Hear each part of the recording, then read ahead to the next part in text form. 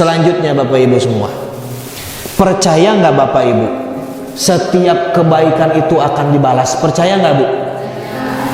Percaya nggak Ibu, setiap keburukan itu akan dibalas? Percaya? Yakin?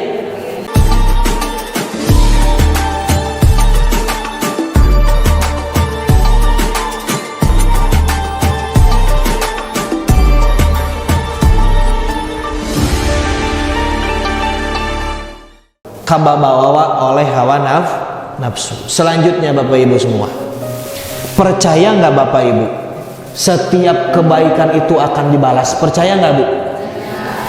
Percaya nggak Ibu, setiap keburukan itu akan dibalas? Percaya? Yakin?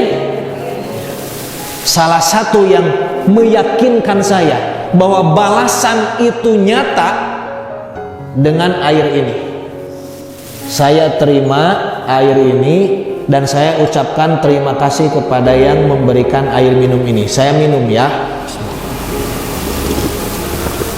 Kira-kira orang yang kemudian menyuguhkan air minum ini kepada saya, senang nggak melihatnya ketika air minum ini saya minum? Saya ucapkan terima kasih, senang nggak? Senang. Yang baik dibalas baik. Tapi perhatikan, kalau ada orang yang kemudian memberikan hidangan kepada saya air minum, kemudian saya lempar ini air minum ke wajahnya, mana yang ngasih ini? Mau coba nggak? Kira-kira hasilnya akan bagaimana? Pasti gelut, pasti pasea. Yang buruk dibalas keburukan, yang baik dibalas kebaikan. Itu nyata, balasan itu nyata. Kalau nggak percaya, sok cobian ku ibu-ibu, ku bapak-bapak. Ketika bertamu, saya blokkeun. Pasti akan malik naon? Malik marah, buruk dibalas keburukan. Jadi balasan itu nyata, di dunia saja sudah kerasa. Nah, apalagi nanti di akhirat. Bapak Ibu, setiap kebaikan akan dibalas baik. Dalam surat Al-Kahfi disebutkan, wa amma man amana wa amila sholihan falahu jazaanil husna. Siapa yang beriman dan beramal soleh, maka baginya jaza, balasan kebaikan. Bahasa Qur'annya balasan adalah jaza. Bahasa orang Hindunya jaza adalah karma. Ada bahasa karma itu nyata, memang ada. Bahasa karma itu adalah jaza di dalam apa? Al-Qur'an. Wa amma man amana wa amila sholihan falahu jazaanil husna. Jaza, balasan bagi orang berbuat kebaikan, amal soleh adalah kebaikan. Dalam surat Yunus ayat 27 disebutkan, walladzina kasabu sayyiati jazaa'u sayyiatin bimithliha wa tarhaquhum zillah. Orang yang melakukan keburukan, maka dia akan dibalas dengan keburukan yang setimpal dan dia akan diliputi kehinaan. Dua-duanya mengatakan jaza. Yang satu jaza kebaikan, yang kedua jaza keburukan, dunia dan akhirat. Makanya Bapak Ibu, kalau berterima kasih, jangan salah ya. Kan ada yang begini, jazakillah. Ya ibu-ibu jazakillah, bapak-bapak jazakallah. Nggak cukup, harus ditambah apa? Khairon, gak perlu kasih ron, panjang teing. Tapi kalau ditambah juga boleh. Kalau menyebutkan jazakallah, itu belum tentu, karena jaza itu ada yang baik, ada yang buruk. Bisa jazakallah sing cilaka, bisa jadi gitu. Tapi tambahin khairon, jazakallahu khairon. Wajib tuh ditambah khairon. Kalau ditambah kasiron, sunnah atau mubah.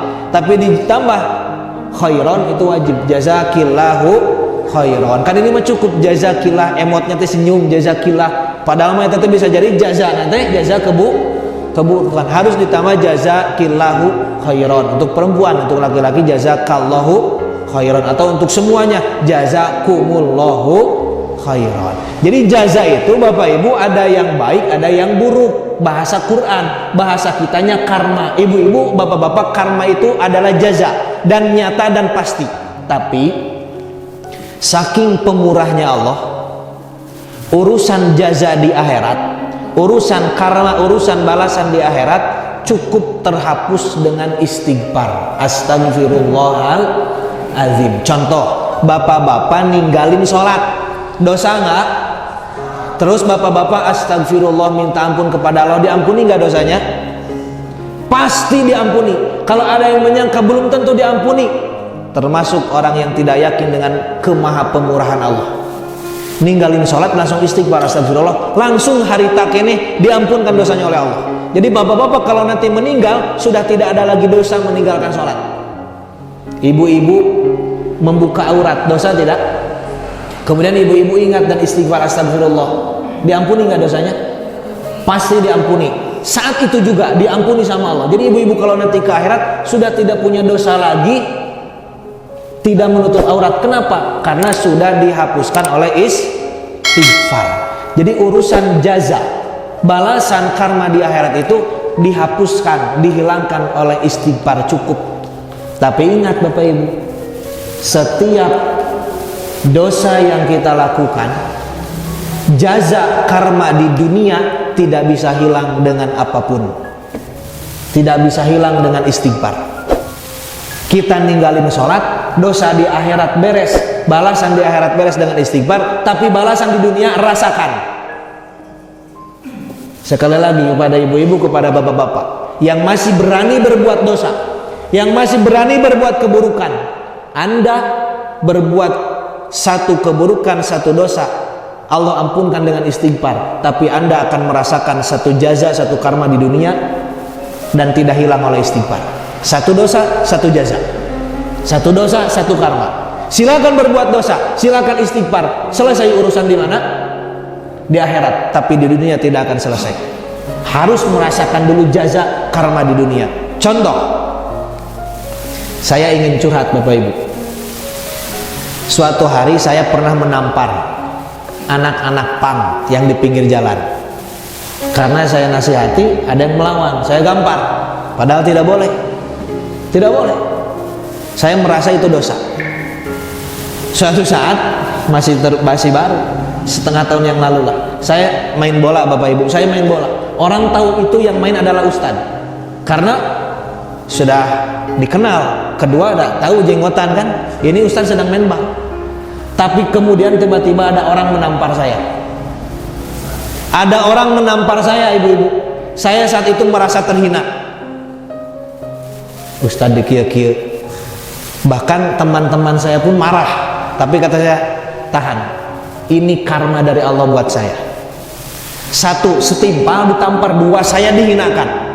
Makanya bahasa dalam surat An-Naml ayat 2, surat Yunus ayat 27 itu watarhakum zillah. Gak cukup dibalas dengan yang setimpal, tapi kita pun langsung dihinakan saat itu pula.